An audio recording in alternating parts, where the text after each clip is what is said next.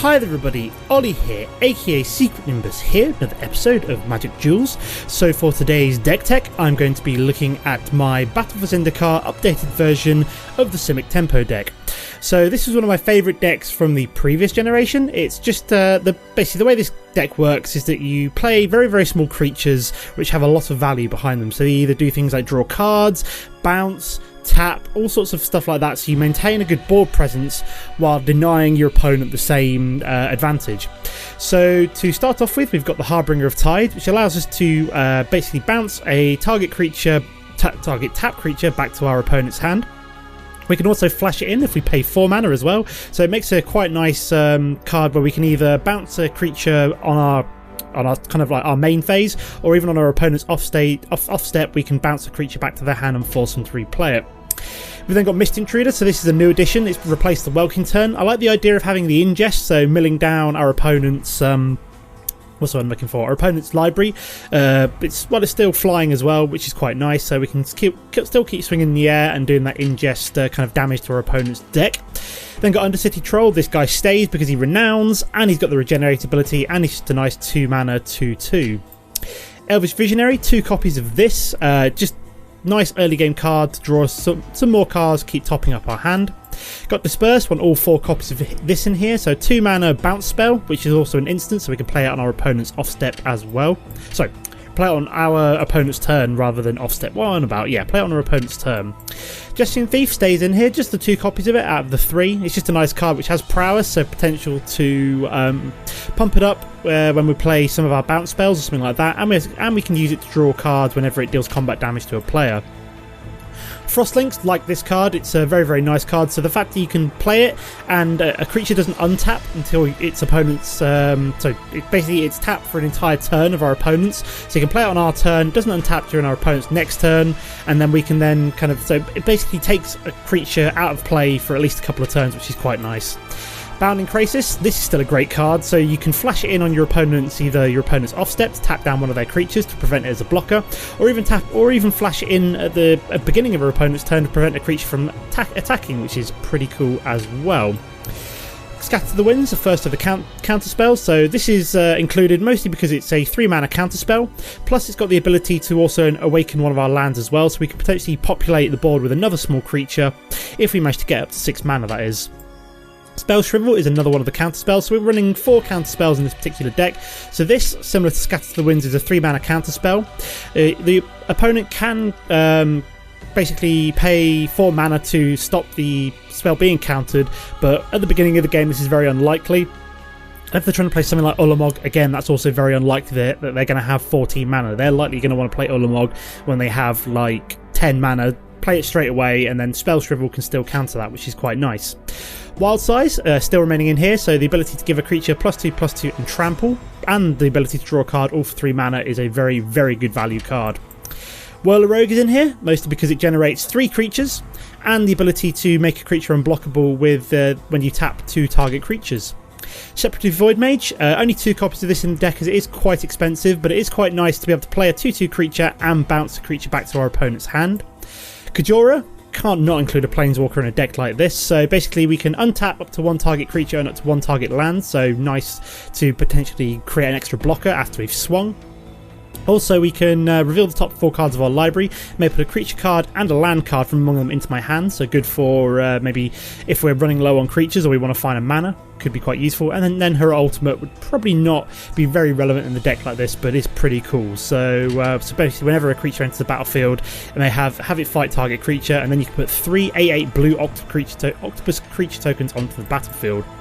Willbreaker, this is a game winner. If you can get this down and make it stick, this creature is amazing. So basically whenever a creature becomes the target of any of our kind of like bounce, tap, any spell like that, they become ours. So we get to control them for as long as Willbreaker is on the battlefield.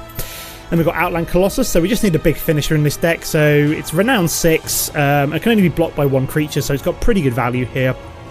And it's not too expensive either at 5 mana. So this is a fairly, aggressive deck. It's very low curving. This and Willbreaker are the most expensive creatures in the deck at 5 mana. So yeah, not very high mana cost.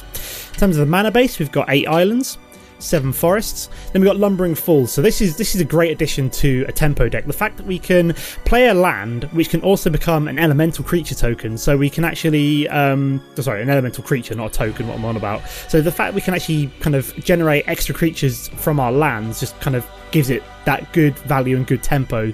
So it's quite nice. We've then got the 2 Hinterland Harbours, so the other 2 kind of blue-green tap lands in this particular version of the game.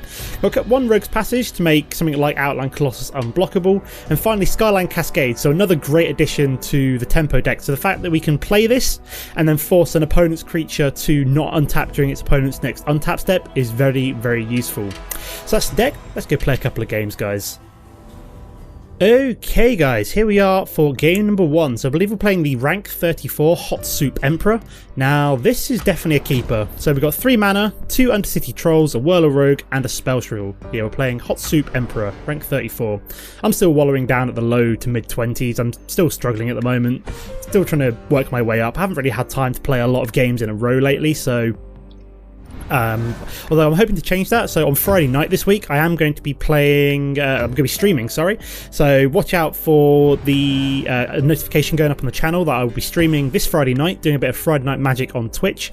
Although this will be going out on Friday, so you guys will be watching this on Friday and then probably seeing the message go up after this later on in the evening. I'm recording this on Wednesday, but it's going up on Friday, if that makes sense to you guys. But yeah, so we're going to play out an island here and an Undercity Troll. So he's played out a Jaddy Offshoot, so at the moment we've got green-white. So I'm going to assume that we've maybe got... this is going to be green-white-black lifelink. That's what I'd assume anyway. Yeah, it's green-white-black lifelink. Not surprised there. So as I see like green, white, and a Jaddy Offshoot, my brain immediately goes to life gain deck. Something I want to try. I did do the white-black life gain deck, but I am interested in trying the green-white-black life gain deck instead, just to see if that's a lot better. So this guy is gaining life hand over foot right now, which is interesting. So we can't really swing with the Undercity Troll at the moment, which is kind of annoying. But yeah, we definitely want to play out the second island and a Jessian Thief, because we want to be able to get Whirler Rogue down next turn. So he's popping the Evolving Wilds, getting more life, which is fine. As long as he doesn't get more than like 3 lands, I don't really care. Okay, so we've got Jessian Thief down, so we're probably going to play Whirler Rogue next turn. And then we'll probably start trying to swing with the Undercity Troll every turn, because we're going to be able to Prowess you. Or do I swing with the Jessian Thief? It might actually be worth swinging with the Jessian Thief, just so we get the card draw out of it as well. He's going to play Read the Bones, so he's going to scry 2, draw 2 cards and lose 2 life. So that's his turn. So he's obviously mana screwed now. He's played out his 3 mana. Yeah, 3 mana, and now he's mana screwed, which is good for us because that basically means that we can go just hog wild. So we're going to play out Whirler Rogue. And then what we're probably going to do is swing with Jessian Thief, which is going to allow us to...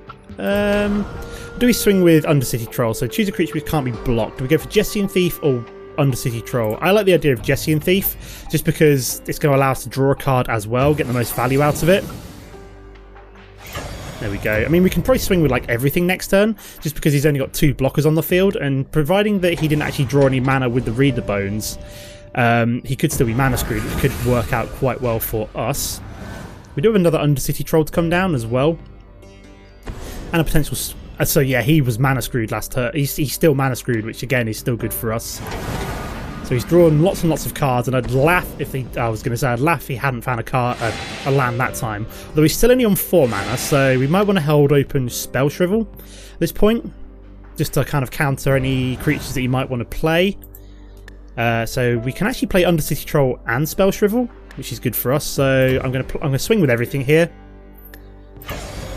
just because he can only block 2 creatures, and he can only block 2 of my ground creatures as well. So he's going to block Whirler Rogue, and I'm assuming he might block Undercity Troll. No, he decided to block the Jessian Thief this time. So this is going to Renown, which would actually kill the Jaddy Offshoot in future, which is what I wanted to do.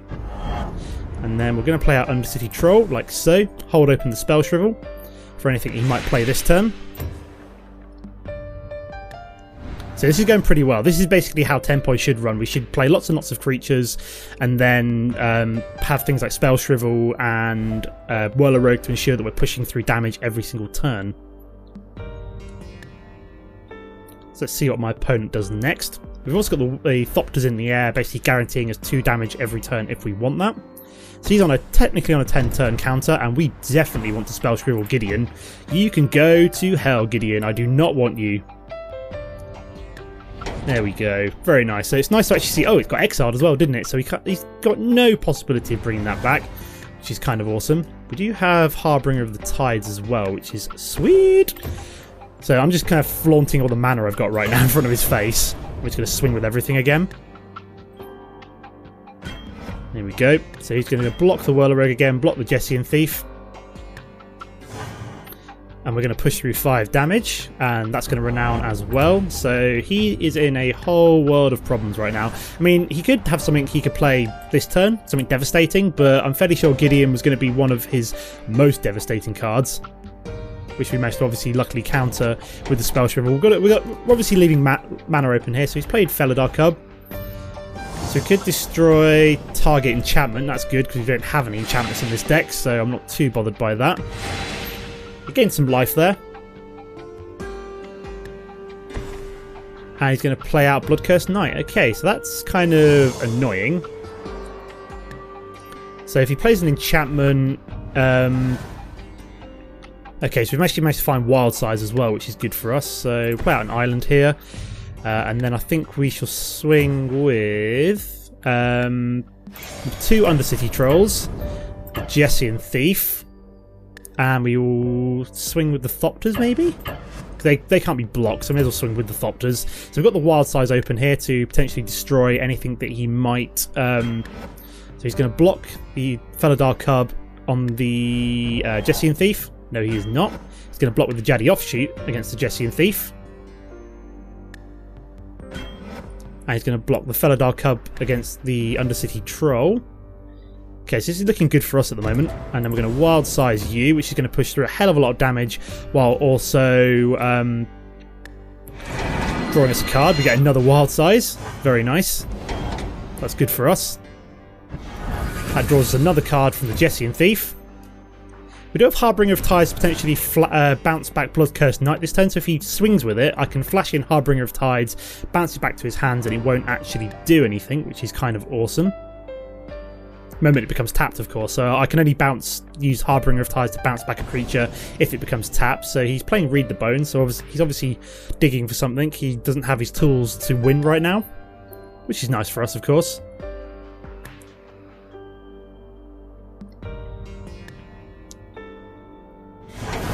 Okay, so hopefully he hasn't found something too good there. He did lose 2 more life as well, so unless he found something absolutely stellar, he's probably dead here, just because we can almost certainly push through 6 damage next turn, because we've got the 2 Undercity Trolls, the 2 Thopters. He's going to gain 1 life from the Jaddy Offshoot, but hey-ho. And he's going to play a Retreat to Hagra, so that goes up to a 4-3, but if he swings with it, I am just going to bounce it. So he's going to swing with it, so we are going to then respond with the Harbinger of the Tides, in which case he's probably going to Rage Quit right now, because I know I would. There we go. So nothing went through. He's now got nothing on the board to stop me doing the 6 damage I need to win. So yeah, that was a fairly successful opening game. I'm very impressed with myself there. I actually managed to successfully pull off the tempo. So we've almost certainly got 7 damage to push through here, and he's just let it go through. So let's move on to game number 2, guys. Okay, guys, here we are for game number 2. So we're playing the rank 24 Frenzy. Now, what are we starting off with? I'm actually going to keep this hand, mostly because I quite like the idea of the 2 Skyline Cascades. They're going to be very, very useful. We've got 3 mana to get going with, and these are going to be useful for kind of like tapping down or keeping creatures tapped down later on. Okay, so we'll start off with a Forest. We've also managed to find ourselves a Disperse for potentially bouncing back any kind of troublesome, pesky creatures, or anything which may get in... what's what I'm looking for? It does actually say return target non-land permanent, so that includes, like, anything, really. Okay, so we've got red-green here, so... yeah, we want to be as aggressive as possible, potentially. Try and beat him down before he starts ramping up, anything like that. So yeah, Disperse can return any non-land permanent. That includes enchantments and all sorts, so that's pretty cool. So I'm guessing we're going to see a ramp spell here. Yep, we are playing ramp. Was my suspect that we would be playing a ramp deck here. So we want to keep moving as fast as possible, ideally. Keep playing things like Jesse and Thief, stuff like that. Play out the Hinterland Harbour here. We'll swing with the Undercity Troll. Oopsie daisy. Yeah, we want to swing, please. Don't not swing. I need to basically get this guy beaten down as fast as possible before he gets anything too good played out. We'll also play Jesse and Thief here as well. So I'll probably use something disperse, something like, I don't know, if he plays From Beyond, something like that maybe, just because it will then deny him the ability to ramp up using it. Curious about what he's getting. So he's going to play Monvuli Acid Moss. Doesn't bother me in the slightest. Monvuli, this is probably one of the few times where Monvuli Acid Moss isn't going to get me too annoyed. We've already played that. Yeah, we've still got a green source, so that's good for us. The only thing that's really doing for him is helping him ramp up. So we are fine and dandy here. So he's going to swing with the 2 creatures. Yeah, we've got more blue spells and green spells, so the fact I've still got the 1 green mana open doesn't really bother me too much. Like I said, we just want to kind of keep aggressive here. Keep beating him down as fast as possible. We're going to find a ramp, and then we're going to find a second Jesse and Thief, so I'll definitely be playing you out this turn. I mean, there's nothing else I could really do here. Saving open Disperse. I'm kind of waiting to see if he's going to play like a big creature first, because we've got 2 lots of Disperse here for the next 2 turns, so we may try and play out something like... how much mana has he got? 1, 2, 3, 4, 5, 6. So the only thing I'm worried about maybe would be... what's it called? Okay, he's played Retreat to Kazandu. Again, not too bothered by that. The only thing I'd be worried about now is a Guy's Revenge. So Nissa, don't really care too much. Might just bounce with Separatist Void Mage. Or I could Disperse her and trigger the 2 Jesse and Thieves. So is he going to flip Nissa this turn? Or is that only 6 mana? He's going to flip Nissa, so...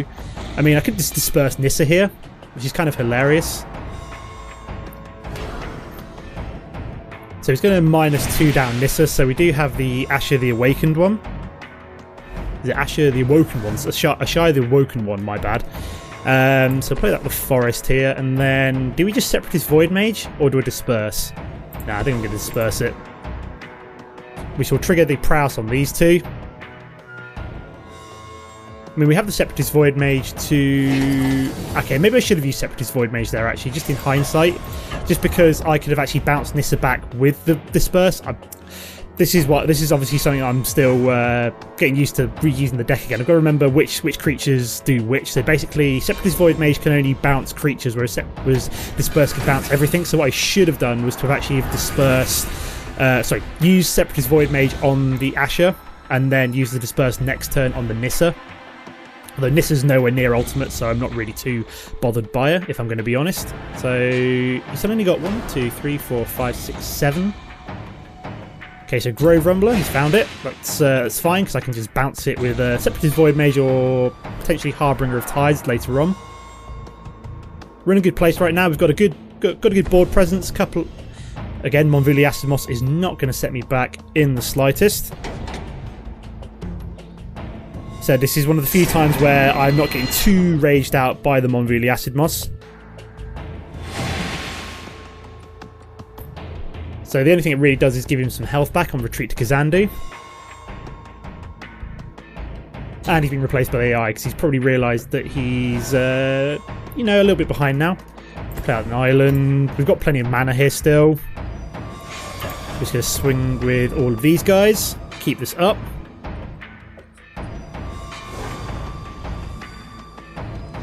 So we all draw 2 cards, so we've got ourselves a Mist Intruder as well, so that's pretty cool. We'll play out you.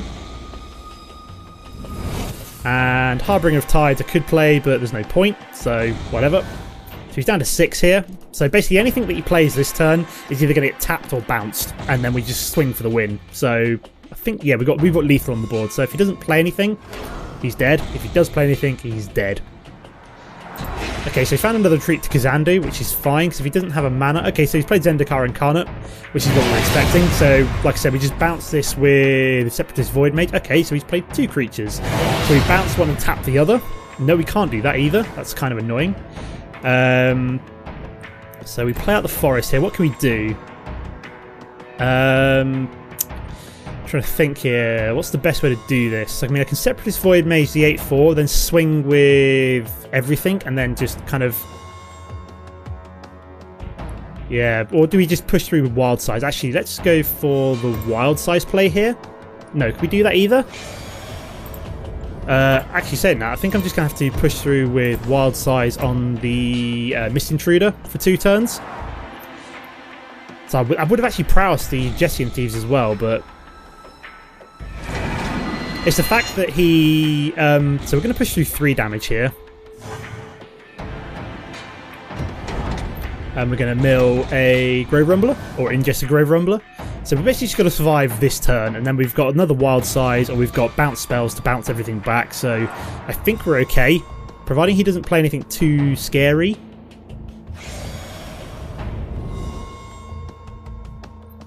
This is the AI we're talking about, so he could just go full retard here.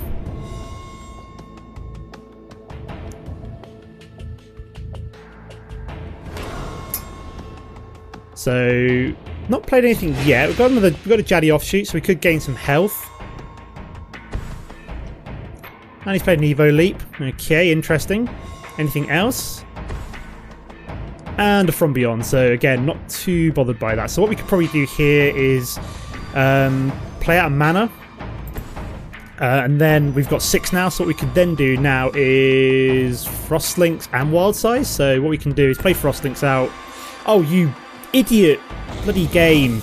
What it's just done is it's played out all of my green mana, so I can't actually oh sorry, we just have to go for it. Have we got... Yeah, we should have enough here to push through, so I think we've got everything we need to push through here. So he can only block one of these creatures, being the 3/3, and then that's 3 damage to go through. Excellent.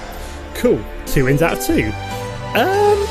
Looking at the time, I'm kind of pushed for time today, so what I'm probably going to do is leave the episode off here. So we'll just take that win. So up to rank 24 again. We're playing some colourless spells thanks to the Eldrazi and stuff in the deck.